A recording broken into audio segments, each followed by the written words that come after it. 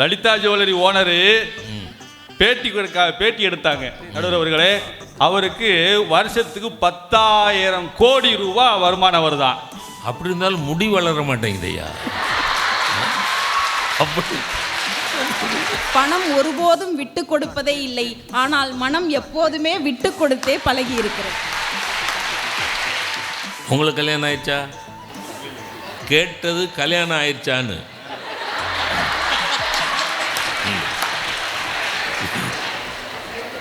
ரெண்டு பிள்ளைகள் இருக்குங்கிறது எப்படி? இது அவுட் ஆஃப் சிலபஸ். நான் எங்கள் திருச்சி லாங்குவேஜில் சொல்லணும்னா ஞானாம்பிகை அக்காவை சொல்லலை, உருட்டுலேயே பெரிய உருட்டு இது. நான் என்னமோ நினச்சேன், ஆனால் சிராஜுதீன் உங்க ட்ரிப்ஸ் பத்தின ஓவர் திங்கிங்க்கு பாய் சொல்லிட்டு கேபிஜி ட்ரிப்ஸ்க்கு ஹாய் சொல்லுங்க. Think holidays, think KPG drips. குறைந்த விலை, நிறைந்த தரம், தங்கள் தேவைகள் அனைத்தும் ஒரே இடத்தில். ஜெயச்சந்திரன். எல்லா புகழும் இறைவனுக்கே என்கின்ற மகா பெரிய வாசகத்தை நினைவில் வைத்து இந்த பட்டிமன்றத்தை நாங்கள் தொடங்குகிறோம். நட்புக்கு இன்று வரை இலக்கணமாக திகழக்கூடிய இரண்டு பெரியவர்களை நினைவுபடுத்தக்கூடிய ஒரு பிரம்மாண்டமான ஜமால் முகமது கல்லூரியிலே நிகழக்கூடிய இந்த பட்டிமன்றத்திற்கு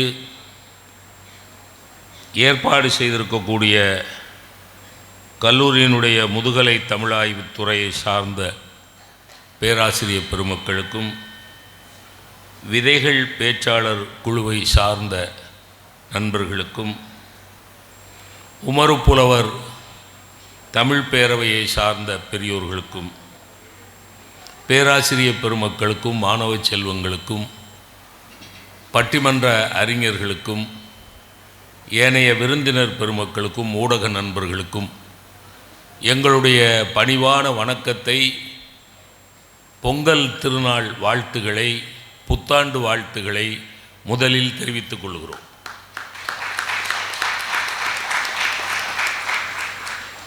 இப்போ பணம், மனம் இந்த மனசை திறந்து காட்டுன்னு வந்து தொலைச்சது. அதில் வந்து மனம் கண்ணுக்கு தெரியாது, பணம் கண்ணுக்கு தெரியும். பணம் கருவி, புரியுதுங்களா? மனம் கண்ணுக்கு தெரியாது. இப்போ இந்த ரெண்டில் எது பண்டிகைகளை கொண்டாடுவதற்கு அதிகம் தேவைன்னு கேட்டிருக்காங்க.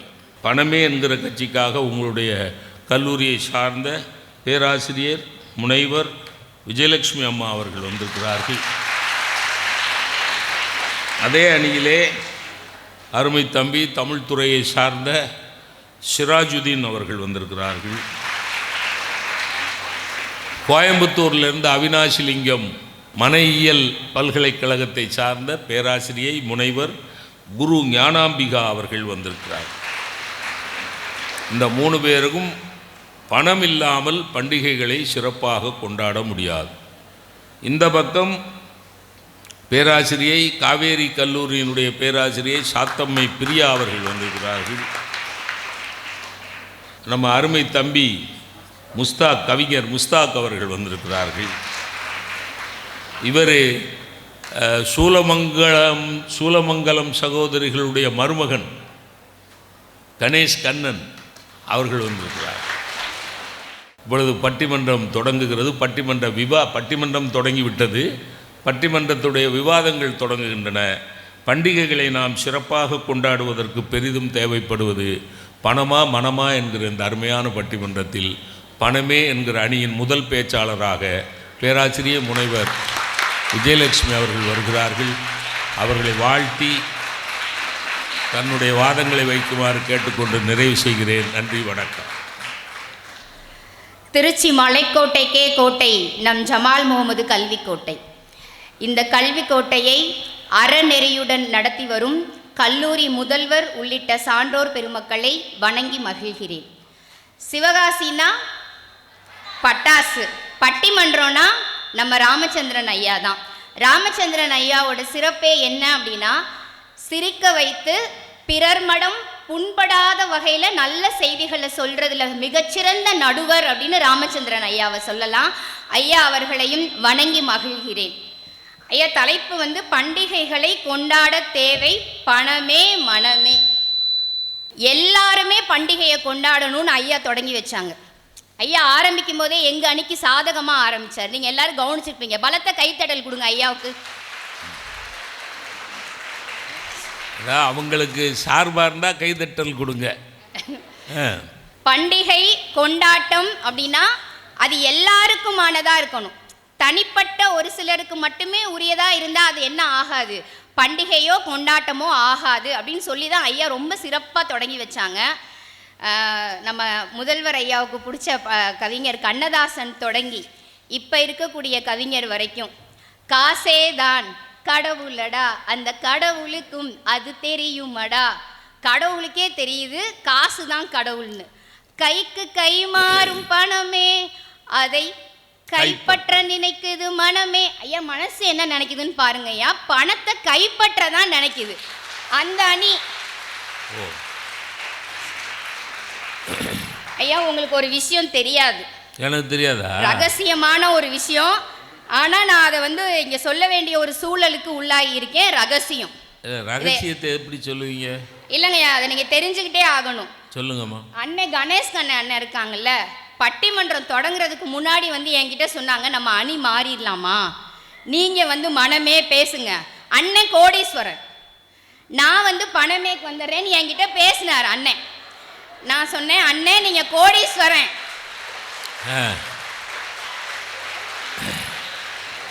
நான் அணியிலையாவது பணமேன்ற அணியில இருக்கட்டும். இப்போதான் நான் கோடீஸ்வரியாக முயற்சி பண்ணிக்கிட்டு இருக்கேன். அண்ணன் ஆல்ரெடி கோடீஸ்வரன், அதனால நான் இந்த அணியை விட்டு தர மாட்டேன்னு சொன்னோன்னா அண்ணன் இப்போதான் குறிப்பெல்லாம் எழுதிக்கிட்டு இருக்காங்க, என்னம்மா நீ இப்படி சொல்லிட்ட அப்படின்ட்டு. காசு பணம் துட்டு மணி மணி, காசு பணம் துட்டு மணி மணி, எல்லாமே இன்னைக்கு மணி தாங்க ஐயா. ஐயா, எனக்கு ரொம்ப நல்ல மனசு இருக்குங்க ஐயா. நான் கார்த்திகை தீபத்தை கொண்டாடணும்னு நினைக்கிறேன். கார்த்திகைக்கு அகல் விளக்கு ஏற்றணும், இறைவனை திருவண்ணாமலையாரை இங்கேருந்து வழிபடணும்னு நான் நினைக்கிறேன். அண்ணே எனக்கு ஒரு விளக்கு கொடுங்கண்ணேன்னு கேட்டால் தருவாங்களா? காசு கொடுத்தா ஒரு விளக்கு காசு கொடுத்தா தருவாங்களா? வேணா நிறைய விளக்கு வாங்கினா இனாமா ஒரு விளக்கு வச்சுக்கோமான்னு தருவாங்க. ஆமாவா இல்லையா? ஆமா. பாருங்க என் பிள்ளைங்க ஆமாங்குது பாருங்க, தீர்ப்பை எழுதுங்க ஐயா. அவங்க வந்து ஆமா அப்படிதான் சொன்னாங்க, நீங்க தான் ஆமா அப்படிங்கிறது. ஐயா, 2024 வருஷம் முடிஞ்ச உடனே அடுத்த நாள் செய்தித்தாளில் வருது, தமிழ் ஹிந்து நியூஸ் பேப்பரில் என்ன சொல்கிறாங்க, இந்த 2024 மட்டும் இந்த பண்டிகை கொண்டாட்டங்களின் போது நம்ம பிரியாணி மட்டும் 10,000 கோடி ரூபாய்க்கு ஆன்லைனில் ஆர்டர் பண்ணி வாங்கியிருக்காங்க. பண்டிகைனால பிரியாணி மாதிரி ஆயிடுச்சு. இப்போ முன்னாடிலாம் என்ன சொன்னாங்க, ரம்ஜான்னா தான் பிரியாணி. இப்போ எல்லாம் எந்த பிரியாணி, பண்டிகை கொண்டாட்டம் எதுனாலும் பிரியாணின்னு ஆயிடுச்சு. 10,000 கோடி ரூபாய்க்கு பிரியாணி வாங்கியிருக்காங்க. நாங்கள் சொல்கிறது 10,000 கோடி ரூபாய்க்கு பிரியாணி வாங்குறத பற்றி இல்லை, ஒரு பிரியாணி சாப்பிட ஆசைப்படக்கூடிய ஏழை குழந்தையோ, ஒரு நம்ம பார்க்குறோம் இல்லையா, தெருவோரங்களில் வசிக்கக்கூடியவங்க, ரோடு சாலையோரங்களில் வசிக்கக்கூடியவங்களுக்கும் தேவை என்னவா இருக்குது, அந்த குழந்தையினுடைய ஏக்கம் என்னவா இருக்குது, கனவு என்னவா இருக்குது அப்படின்னா பணம் தான். நீங்கள் ஒரு படத்தில் பார்ப்பீங்க, காக்கா முட்டையில் அந்த பையன் அந்த பீட்சா சாப்பிட்ணுன்னு அவ்வளோ ஆசைப்படுவான். அந்த கதை முழுக்கவே அந்த பீட்சா சாப்பிட்ற அந்த குழந்தை எப்படி ஆசைப்படுது, அதுக்காக காசை எப்படியெல்லாம் சேர்த்து வைக்குது, அதுக்கப்புறம் அவங்கள எப்படி வந்து நீங்கள் சொன்னீங்க இல்லைங்களையா, ரொம்ப நல்ல ஒரு இது சொன்னீங்க, ரொம்ப நாகரிகமாக உடை அணிந்திருக்கிறவங்களெல்லாம் நாகரிகமானவர்கள்னு சொல்ல முடியாது. அது மாதிரி அந்த குழந்தைகளுடைய உடை சரியில்லைன்னு வெளியில் துரத்துறதா இருக்கட்டும், கடைசியில் அந்த பிரியாணியை சாப்பிட்டு அந்த பிள்ளை சொல்லும், ஆயா சுடுற தோசையே நல்லா இருக்குன்னு சொல்லும். அது மாதிரி தாங்க ஐயா நம்மளுடைய கொண்டாட்டங்களில் இருக்கக்கூடிய சிறப்பு அப்படிங்கிறது, அந்த பழமையான அந்த கொண்டாட்டங்களுடைய சிறப்பே தனி. இப்போது வெளிநாடுகளில் வேலை செய்கிற எவ்வளவோ பேரை நமக்கு தெரியும். அவங்க எல்லாருக்குமே நல்ல மனசு வந்து நம்ம குடும்பத்தோடு இருக்கணும், நம்ம பொண்டாட்டி பிள்ளையோடு இருக்கணும், நம்ம அம்மா அப்பாவோடு இருக்கணும், சொந்த பந்தத்தோடு நம்ம எல்லாத்துலேயும் கலந்துக்கணும்னு ஆசை இருக்கும். ஆனால் இந்த பணம் அப்படிங்கிற ஒரே பிரச்சனையால் அவங்களால வர முடியாது. எத்தனை வருஷம், 5 வருஷம் 10 வருஷம் 15 வருஷம் கூட வெளிநாடுகளில் வேலை செய்கிறவங்களுக்குலாம் இங்கே வரணும்னு ஆசை இல்லையா? வரணும்னு ஆசை இருக்கு. ஆனால் இந்த பணம் அப்படிங்கிற ஒரு நெருக்கடினால அவங்க எல்லாருமே வெளிநாடுகளில் இருக்கக்கூடிய சூழல் இருக்கு. வள்ளுவர் அன்னைக்கே சொல்லிட்டாரு, பொருள் இல்லார்க்கு இவ்வுலகம் இல்லை. பொருள் இல்லைன்னா உனக்கு இந்த உலகம் இல்லைங்கிறாரு. இன்னொன்று சொல்றாரு, செய்க பொருளைன்றாரு, ஆர்டர் சொல்றாரு, நீ பொருளை சம்பாரின்றாரு.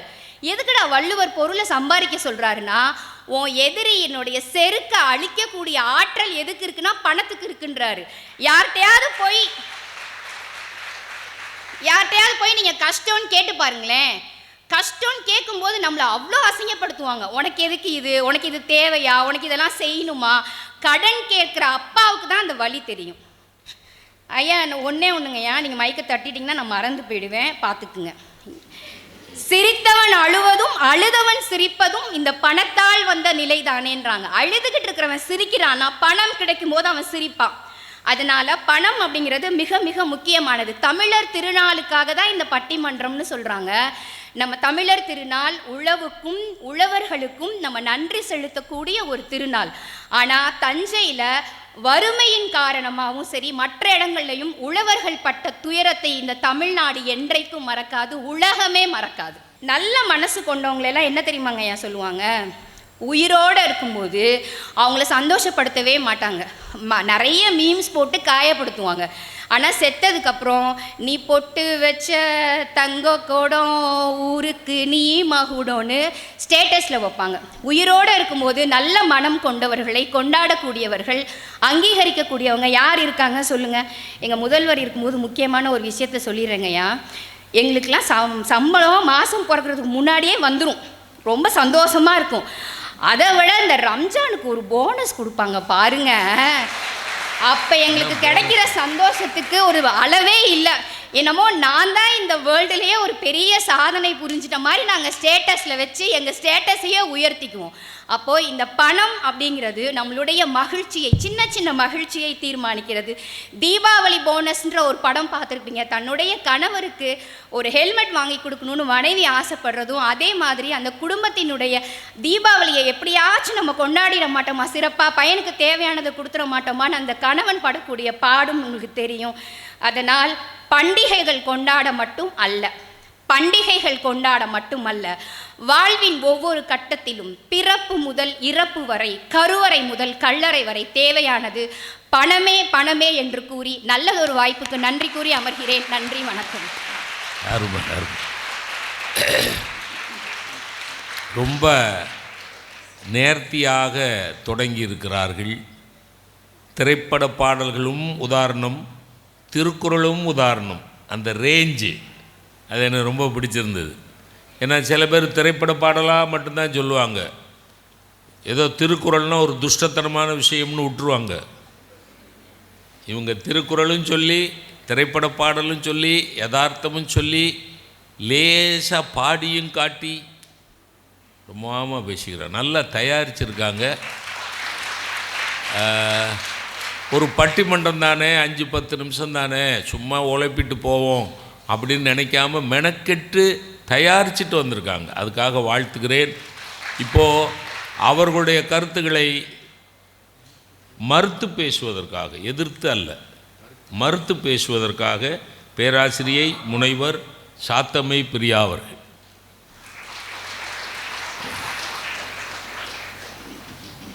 கங்கை ஆறு தலையில் சுமக்கும் இறையனாறு, கொண்ட முகம் ஆறு நின்ற படை ஆறு, தமிழே உன்னை முதலில் பொதிந்த இடம் பொருணை ஆறு, வளரும் உன்னை வளர்த்ததாறு அது வைகையாறு, அன்று ஔவையாறு நேற்று பாரதியாறு, இன்னும் எவ்வளவோ கற்றாறு உன்னை மேலும் பெற்றாறு, அவர்களுக்கு மத்தியில் கலக்க வந்திருக்கும் இந்த சிற்றாறு வெறும் வற்றாறு என்று எண்ணிவிடாமல், உயிர் எழுத்து ஈராறு மெய்யெழுத்து மூவாறு, தடையில்லாமல் என் நாவில் வந்து தாயே நீ என்னாலும் பரிமாறு, தாயே தமிழே உனக்கு என் முதல் வணக்கம்.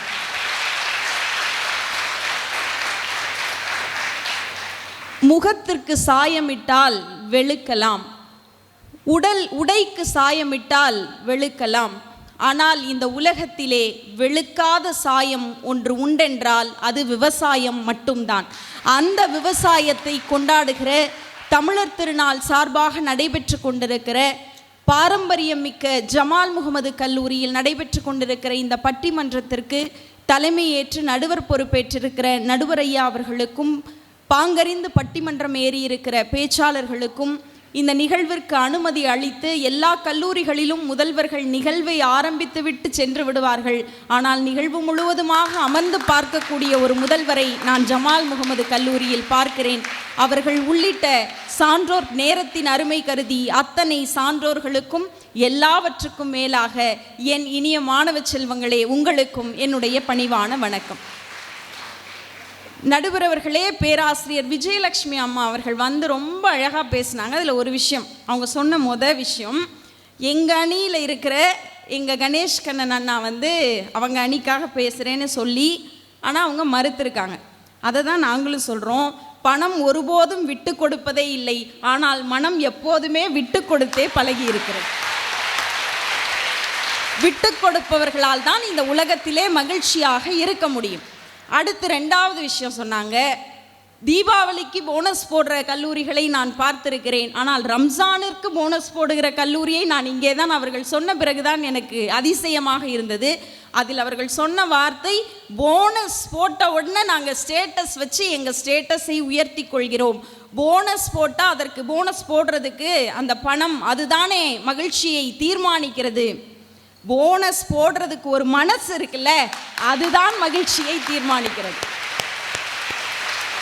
அதே மாதிரி திருவண்ணாமலையில் அண்ணாமலையாருக்கு விளக்கு வாங்கணும்னா விளக்கு போய் ஓசியில் கேட்டால் யாரும் கொடுக்க மாட்டாங்க, காசு கொடுத்து தான் விளக்கு வாங்கணும். இப்போ அதெல்லாம் இல்லை, காசு கொடுத்து விளக்கு வாங்குறதை தாண்டி காசு இல்லைன்னா பொது வரிசை, காசு இருந்துச்சுன்னா கடவுளை பக்கத்திலே கொண்டு போய் கூட்டிகிட்டு போய் காமிச்சிடுறாங்க. அதனால் சாமியை பார்க்குறதுக்கு பணம் தானே வேணும் அப்படின்னு அவங்க பேசலாம். பணம் இருந்தால் கடவுளை தேடி நாம் செல்ல முடியும், ஆனால் நல்ல மனம் இருந்தால் கடவுளே நம்மை தேடி வருவார். அப்புறம் எனக்கு நிறைய பேசணும்னு நிறைய ப்ரிப்பேர் பண்ணிட்டு வந்து கடைசியில் ஐயா அவர்கள் 7 நிமிடத்திற்குள்ளே முடிக்கணும்னாங்க. இப்போ நான் ப்ரிப்பேர் பண்ணிட்டு வந்ததை பேசுகிறதா இல்லை விஜயலட்சுமி அம்மாவுக்கு பதில் சொல்கிறதானே எனக்கு தெரியல. இன்னொன்று, பிரியாணி 10,000 கோடிக்கு பிரியாணி விற்பனை ஆயிருக்கிறதே, இது பண்டிகைகளை கொண்டாட தேவை பணம் தானே. 10,000 கோடிக்கு பிரியாணி ஆர்டர் செய்யப்பட்டு கொண்டாடப்பட்டது. நடுவர் அவர்கள் சொன்னதை போல அது கொண்டாட்டங்கள் அல்ல. 10,000 கோடி பிரியாணிக்கு மத்தியிலும் கூட ஒரு பண்டிகையின் போது ஏதாவது ஒரு அனாதை இல்லங்களுக்கோ முதியோர் இல்லத்திற்கோ போய் 10 பேருக்கு உணவளிக்கிற அந்த மனம்தான் மகிழ்ச்சியை தீர்மானிக்கிறது. அதே மாதிரி பீஸா, அந்த பையனுக்கு ட்ரெஸ் இல்லை அதனால் உள்ளே விடலை, அதே மாதிரி அந்த பீஸா வாங்குறதுக்கு காசு இல்லை, ஆனால் எங்கள் அணிக்காகவே அவங்க ஒன்று சொல்லிட்டு போனாங்க. எல்லாம் சொல்லி கடைசியில் கஷ்டப்பட்டு பணத்தை சேர்த்து பீஸா வாங்க போய் அந்த 2 பசங்களும் சொன்ன கடைசி வார்த்தை, இது நம்ம ஆயா செஞ்சதே நல்லா இருந்துச்சுடா இந்த பீஸாவுக்குன்னு சொல்லுகிற போது, பணம் கொடுத்து ஏசியில் உட்கார்ந்து சாப்பிடுகிற பீஸாவை விட பாசத்தோடு வீட்டிலே ஆயா கொடுக்கிற பழைய சோறுக்கு மகிழ்ச்சி அதிகம். நீங்க பண்டிகைகளை கொண்டாடுகிற விதம், நம்முடைய தமிழர் திருநாள், நான் வேற எங்கேயும் போகல, தமிழர் திருநாளுக்குள்ளே சொல்றேன், எல்லா உலகத்திலே எல்லா நாடுகளும் எல்லா பண்டிகைகளையும் கொண்டாடுகிறது, அதுவும் மதம் சார்ந்த பண்டிகைகள் கொண்டாடப்படுகிறது. ஆனால் உலகத்திலேயே மும்மதத்திற்கும் பொதுவான ஒரு நாளாக கொண்டாடப்படுகிற இந்த பொங்கல் இருக்குல்ல, அது பணம் சார்ந்த பண்டிகைன்னு எப்படி நீங்க சொல்ல முடியும்? மனிதர்களினுடைய மனம் சார்ந்த பண்டிகை. உலகத்துல எல்லாரும் ஒருவருக்கொருவர் அன்பை பரிமாறிக்கொள்கிற போது, என் கூட உழைக்கிற என்னுடைய மாடும் என்னோடு சேர்ந்ததுன்னு மாற்றுக்கும் சேர்த்து விழா எடுக்கிற அந்த மனம்தான் தமிழர் பண்டிகையின் மகிழ்ச்சியை உருவாக்குகிறது. அதையும் தாண்டி நீங்க பொங்கல்ல ஆரம்பிச்சீங்கன்னா, முதல் நாள் போகி, 2வது நாள் வீட்டு பொங்கல், 3வது நாள் மாட்டு பொங்கல், 4வது நாள் திருவள்ளுவர் தினம், அதோடு கடைசியாக நிறைவாக பொங்கல் திருநாளை தமிழன் எப்படி நிறைவு செய்கிறான் தெரியுமா? பணத்தோடு நிறைவு செய்யவில்லை, நல்ல மனிதர்களை ஒன்றோடு ஒன்றாக கலக்க செய்வதற்காக மனிதர்கள் ஒன்று கூடுகிற காணும் பொங்கல் என்று மனம் சார்ந்த ஒன்றைத்தான் பொங்கலின் நிறைவாக வைக்கிறார். நிறைவா நான் 2 விஷயங்களை சொல்லிட்டு முடிக்கலாம்னு நினைக்கிறேன். செருக்கு அழிக்க வேண்டும், ஒரு எதிர்த்தாப்புல இருக்கிறவங்களுடைய செருக்கு அழிய வேண்டும் என்றால் நிறைய பணம் சம்பாதிக்க வேண்டும்னு திருவள்ளுவர் சொன்னாருன்னு அம்மா சொன்னாங்க. அவங்களுக்கு தெரியாதது அல்ல, நான் மைக்ரோபயாலஜி ப்ரொஃபஸர், அவங்க தமிழ் ப்ரொஃபஸர், என்னை விட நிறைய நல்ல நிறைய திருக்குறள்களை தெரியும். அன்பிற்கும் உண்டோ அடைக்குந்தாள் என்று வள்ளுவன் சொன்னார். அது ஏன் தெரியுமா? நீங்க அன்பு இருந்துச்சுன்னா இந்த உலகத்தில் யாருடைய செருக்கையும் அழிக்க முடியும் என்பதற்கு மிகப்பெரிய சான்று யார் தெரியுமா? எனக்காக போய் ஏதாவது கொடுங்கள்னு ஒவ்வொருவரிடமும் கேட்கிறார்கள். தன்னோடு சார்ந்திருக்கிற இந்த உலகத்திலே இருக்கிற தொழுநோயாளிகளுக்காக எதையாவது கொடுங்கள் என்று கேட்டபோது செருக்கோடு ஒருவன் காரி உமிழ்ந்த போது, இது எனக்காக இருக்கட்டும், என்னோடு கீழே இருக்கிறவர்களுக்காக எதையாவது கொடுங்கள் என்று இந்த உலகத்திற்காக கையேந்திய மனம் படைத்த அன்னை தெரசாவிடம் அந்த பணம் சார்ந்த மனிதர் சரணடைந்தார் என்பதுதான் இந்த உலகத்தினுடைய வரலாறு. என்றால் பணத்தை கூட, பணம் படைத்த மனிதர்களின் செருக்கை கூட மனம் படைத்தவர்களால் நிச்சயமாக மாற்ற முடியும் என்பதுதான் இந்த உலகத்தினுடைய வரலாறு என்று சொல்லி நிறைவாக, உயிரோடு இருப்பது ஒன்று, உயிர்ப்போடு இருப்பது ஒன்று. இந்த உலகத்தில் பண்டிகைகளை எல்லோரும் கொண்டாடுகிறோம். ஏன் தெரியுமா? தினம்தோறும் ஓடிக்கொண்டே இருக்கிறோம் பணம் சம்பாதிப்பதற்காக, தினம்தோறும் ஓடிக்கொண்டே இருக்கிறோம் பணம் சம்பாதிப்பதற்காக. ஆனால் வருடத்திற்கு ஒரு முறை பண்டிகைகளை கொண்டாடுகிறோம். ஏன் தெரியுமா? மனித மனங்களின் மகிழ்ச்சியை சம்பாதிப்பதற்காக. என்றால் இந்த உலகத்தில் பண்டிகைகளை கொண்டாட தேவை பணம்தான். உயிரோடு இருப்பதற்கு பணம் உதவி செய்யலாம், ஆனால் இந்த உலகத்தில் உயிர்ப்போடு இருப்பதற்கு மனம்தான் உதவி செய்யும் என்று சொல்லி நல்ல வாய்ப்பு கொடுத்த அனைவருக்கும் நன்றி கூறி விடைபெறுகிறேன். நன்றி. இன்னைக்கு சாத்தம்மை பிரியா ஃபுல் ஃபார்ம், அடித்த பாலெல்லாம் பவுண்ட்ரி. அது விஜயலட்சுமி அம்மாவும் ஒரு 5-6 பால் ஸ்பின்னெல்லாம் போட்டு பார்த்தாங்க, எல்லாம் பவுண்ட்ரி தான். சாத்தம்மை பேர் வேற அப்படி இருக்கா, சாத்தம்மை தான், நல்லா இருக்கு. இப்போ சாத்தம்மை பிரியாவுக்கு பதில் சொல்லுவது கடினமான காரியம். இருந்தாலும் அருமை தம்பி பேராசிரியர் ஸ்ராஜுதீன் அவர்கள் முயற்சி செய்கிறார்.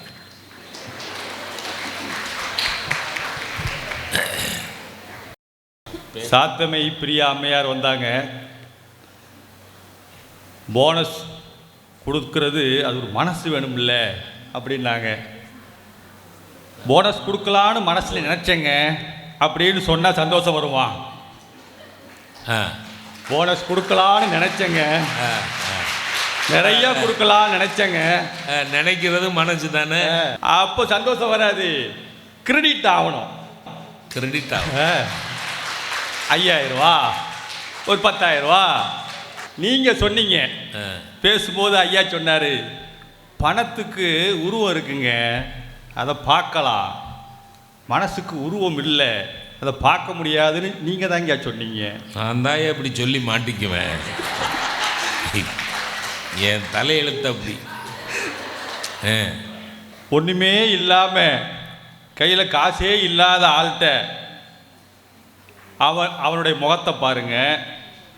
நம்ம அண்ணன் கணேஷ் அண்ணன் மாதிரி நல்லா ஜம்முன்னு உட்காந்துருக்கும் போது அண்ணன் முகத்தை பாருங்க. எங்கள் பக்கமெல்லாம் ஒரு மோதிரம் தான் நாங்கள் போட்டிருக்கிறோம், ஆள் ஒவ்வொரு விரல்லையும். கணேசன்னே 2 மோதிரம் போட்டிருக்கிறாரு, என் தம்பி முஸ்தாக்கு 2 மோதிரம் போட்டிருக்கிறாரு, அம்மையார் 2-3 வளையல் போட்டிருக்கிறாங்க. இதெல்லாம் செல்வம் இருக்கிறதுனால தான் அந்த மனசு சந்தோஷமாக இருக்குது. மனசு தெரியாதுன்னா இல்லை, இருந்துச்சுன்னா சந்தோஷம் தெரியும், அதுதான் மனசு.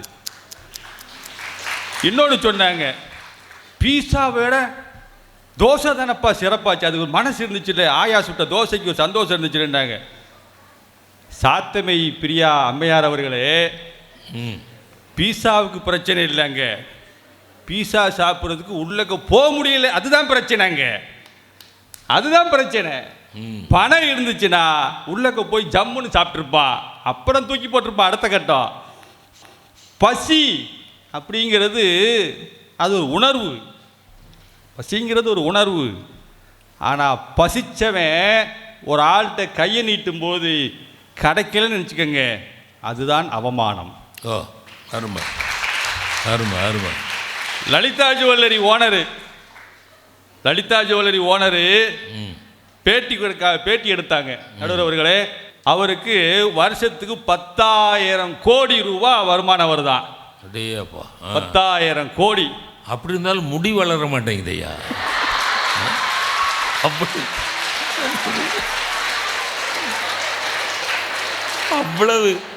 அவ்வளவு பணம் இருக்கு. சிலை தான் அப்படித்தான் நடுவர்களே. ஆனால் அவரை பேட்டி எடுக்கும்போது சொல்கிறாங்க, இவ்வளோ சம்பாதிக்கிறீங்களேங்க, யாருங்க உங்களுக்கு அந்த இன்ஸ்பயர் பண்ணது, யார் மோட்டிவேஷன் பண்ணாங்க அப்படின்னு கேட்டாங்க. ஒரே வார்த்தையில் சொன்னார், நான் இவ்வளவு தூரம் பணத்தை தேடி அலைந்து பணத்தை கொட்டி வைத்து நான் பார்ப்பதற்கு எனக்கு ஒரு பெரிய ஊக்க சக்தி எதுவாக இருந்து தெரியுமா? பசி.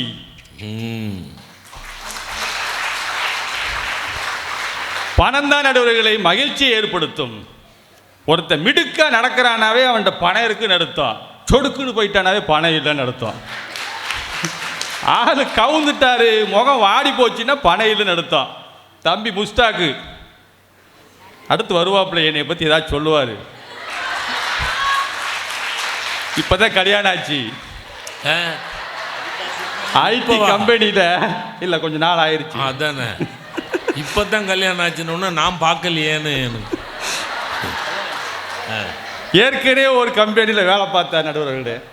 இப்போ தம்பி சொன்னாப்புல, என்னப்பா கம்பெனி மாறிட்டியா? ஆமாங்கய்யா, அதை விட இங்கே கொஞ்சம் நல்லா பலமாக கிடைக்குது அப்படின்னாப்புல. சம்பளத்தை வாங்கிட்டு புதுமண பெண் இல்லை தம்பி பணத்தை என்ன பண்ணுறாரு, மொத்தமாக எடுத்துகிட்டு பரிசில் வச்சு கொண்டு போனார். போகிற வழியில் என்ன ஆயிடுச்சு, எவனோ ஒருத்தன் பரிசு அடிச்சு விட்டான். அவன்கிட்ட பணம் இல்லை. ஆமாம், அவன்கிட்ட இல்லை, பாவம். தம்பியும் பாவம் ஆயிட்டார். இவர் ரொம்ப மனசுக்காரில்ல, ரொம்ப சந்தோஷமான அன்பாக பேசக்கூடிய மனசுக்கார். நேராக மனைவிட்ட போனார். மனைவிட்ட போய் சொன்னார், இந்த மாதிரி பணத்தை எடுத்துகிட்டு வந்தேனா, உனக்காகத்தான் வந்தேன், உனக்கு மாட்டல் கேட்டில்ல, அதை வாங்கலான் தான் வந்தேன். சரிங்க, என்ன ஆச்சு, பணம் என்னாச்சு? வந்தேன், ஒரு திருடன் பரிசு அடிச்சுட்டு போயிட்டான், ஆனால் எனக்கு ரொம்ப உனக்கு வாங்கி கொடுக்கணும்னு ஒரு மனசு இருந்துச்சு அப்படின்னாரா. அதை போல பாவம், உன் மனசை கொண்டு குப்பையில் போடியா,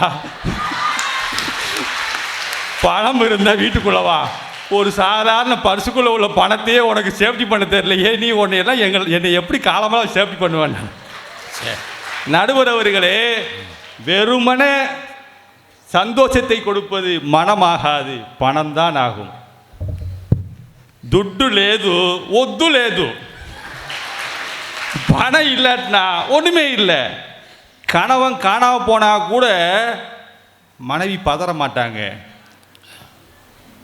அஞ்சரை பெட்டி உள்ள காணா போச்சுன்னா பதறுவாங்க. ஏன்னா அஞ்சரை பெட்டிக்குள்ள தான் பணம் வச்சுருப்பாங்க. எத்தனை வீட்டில் அஞ்சரை பெட்டிக்குள்ள தான் பணம் இருக்கும். அது மசாலா சாமானோட ஏன் பணம் வைக்கிறாங்கன்னா, வாழ்க்கைக்கு தேவையான எல்லா சந்தோஷத்துக்கும் மசாலா பணம் தான். அது தத்துவத்தை நம்ம பெண்கள் புரிஞ்சு வச்சுருக்காங்க. அதனால தான் அஞ்சரை பெட்டியில் பணம் வைக்கிறாங்க. கமனம், உங்கள் வீட்டில் அஞ்சரை பெட்டி இருக்கா? நடுவர் அவர்களே, தாய் வீட்டில் இருந்தாலும் சரி, மாமியார் வீட்டுக்கு போனாலும் சரி, இப்போ நம்ம வீட்டில் செலவு செய்கிறோன்னா அந்த பணம் சீவல் மாதிரி. ஒரு சீவு, ஒரு லம்பாக ஒரு 20,000 சம்பாதிக்கிறோன்னா ஒரு 10,000 எடுத்து வச்சுருவோம். கொண்டாட்டத்துக்கு தேவைப்படுது, ஒரு துணி வாங்கணும், எதையாச்சும் ஒரு பொருள் வாங்கணும், அன்னன்னைக்கு வாழ்க்கையை சந்தோஷப்படுறதுக்கு ஏதாச்சும் வாங்கினா தான் மரியாதை கிடைக்கும்.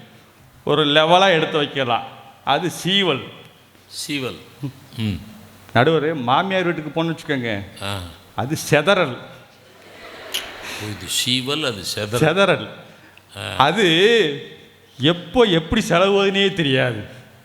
திடீர்னு என் வீட்டுக்காரம்மா சொல்லும், ஏங்க நம்ம என் தங்கச்சி வந்திருக்கு, ஏதாச்சும் பார்த்து விசேஷ நாளில் வந்திருக்குல்ல, அதுக்கு ஏதாச்சும் கொடுங்கங்க அப்படிங்கும். நம்ம எதிர்பார்க்காதது செதறும், ஒரு 2,000 ரூபா. அப்படி செதறி செதறி மாமனாருக்கு, மாமியாருக்கு, மச்சானுக்கு எல்லாத்துக்கும் செதறணும். குடும்பம் மகிழ்ச்சியாக இருக்க வேண்டும் என்றால் பணம் சீவவும் வேண்டும், செதறவும் வேண்டும். சீவுனாலும் செதறினாலும் மனம் மகிழ்ச்சி கொள்ள வேண்டும் என்றால் பணம் தேவை. வெறும்பயலையும் பெரும்பயலாக மாற்றக்கூடிய சக்தி பணத்துக்குத்தான் உண்டு என்று கூறி, பணமே கொண்டாட்டத்திற்கு உச்ச கருவியாக இருக்கிறது என்று கூறி பேச வாய்ப்படுத்தி நன்றி பாராட்டி விடைபெறுகிறேன். நன்றி, வணக்கம். நான் என்னமோ நினச்சேன், ஆனால் சிராஜுதீன்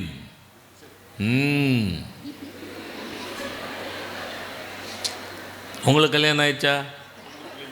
2 பிள்ளைகள் இருக்கு. கேட்டது கல்யாணம் ஆயிடுச்சான்னு.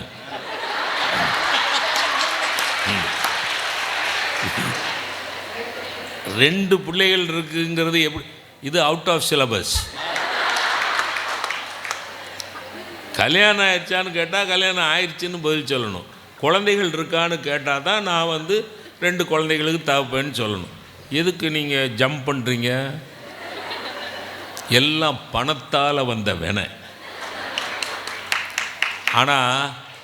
ஆனால் சிராஜுதீன் ரொம்ப லாகவமாக, ரொம்ப ஜஸ்ட் லைக் தட், எந்த ஸ்ட்ரெஸ்ஸோ ஸ்ட்ரெயினோ பேசின அவருக்கும் இல்லை, கேட்ட நமக்கும் இல்லை. சில பேர் பேசினவனுக்கு ரத்த கொதிப்பு வந்து கேட்குறவனுக்கு ரத்த கொதிப்பு வந்துடும். ரொம்ப அப்படியே அந்த பழைய காலத்தில் சாரட்டு வண்டிம்மா, பெரிய குதிரை இருக்கும், அதில் டக்கு டக்கு டக்குன்னு இந்த ராஜாவின் பார்வை ராணியின் பக்கம், அந்த பாட்டை மாதிரி இருந்தது அவர் பேச்சு. சுகமாக இருந்தது, ரொம்ப சுகமாக இருந்தது. நானே 52 வருஷம் பேசிக்கிட்டு இருக்கேன், நானே அப்படி ரசித்தேன். ஒரு அரை மணி நேரம் டைம் கொடுக்க முடியலேன்னு தான் இப்போ எனக்கு வருத்தமே ஒழிய, மனசு இல்லாமல் தான் தட்டினேன். அதுக்காக நீங்கள் எனக்கு ஒரு 1000 ரூபா தரணும். ஏன்னா மனசு இல்லாமன்னு சொல்லிட்டேன். ரொம்ப நல்லா பேசுனீங்க தம்பி. நல்ல உங்களை மாதிரி ஆளுங்க தான் பேச்சு உலகத்துக்கு வரணும். அதாவது தலைப்பை விட்டு விலகாமல் லைட்டாக சும்மா ஸ்டாண்டப் காமெடின்னு சொல்லிட்டு 50,000 60,000 வாங்கிட்டு போயிடுறாங்க. இவருக்கு அதை கொடுங்கங்கிறேன் நான். நல்லா அருமையாக பேசினார். பணம் இருந்தால் அது மாமியார் வீட்டுக்கு போனால் குழந்தையாளுக்கு ஏதாவது செய்யணும்னு மனைவி சொன்ன பிறகு தான் செய்வேன்னாரு பாருங்க. நல்ல மனசு,